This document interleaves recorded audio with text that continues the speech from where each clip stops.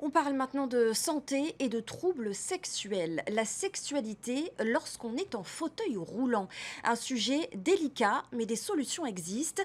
Le centre Tétiaré accueille ces jours-ci un urologue spécialiste de la prise en charge des troubles sexuels. Il forme le personnel et rassure les patients dans leur processus pour retrouver une vie intime. Récits et témoignages dans ce reportage de Thomas Chabrol. Maraïti a perdu l'usage de ses membres inférieurs il y a 3 ans après un accident de la route. Pour lui, les impacts ne sont pas seulement moteurs.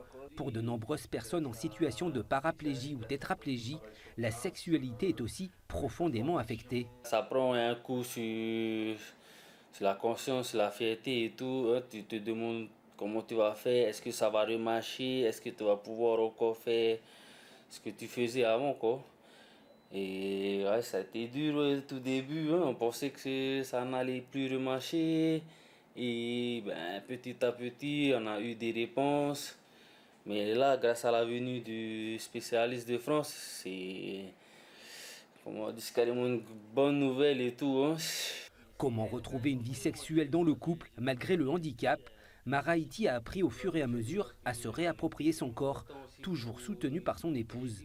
J'ai continué comme d'habitude, hein, sur lui et tout. Après, c'était juste lui qui était un peu réticent, gêné même et tout. Le couple ne cache pas les difficultés rencontrées et les nombreux avis médicaux décourageants. Mais aujourd'hui, Maraïti affiche un sourire. La rencontre avec le professeur Giuliano est porteuse d'espoir. Ce spécialiste des troubles sexuels chez les patients lésés médulaires veut rassurer. Est-ce que c'est une demande concernant la sexualité? Est-ce que c'est une demande concernant la procréation? Donc tout ça, ça se fait dans le cadre d'un entretien avec confiance. Et puis dans un deuxième temps, eh bien, on apporte étape par étape des solutions. Et encore une fois, la bonne nouvelle, c'est qu'on a des solutions très efficaces à proposer. Recours aux médicaments, recueil des spermatozoïdes. Au centre Tétiaré, cet urologue forme les équipes soignantes.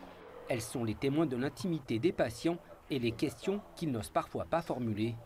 Anatomie, physiologie, physiopathologie, il explique les causes des troubles sexuels après une lésion de la moelle épinière.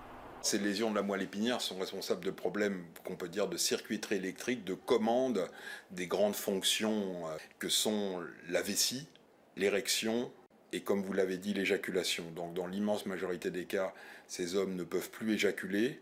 Et donc bien évidemment, dans un projet de procréation, c'est une vraie préoccupation.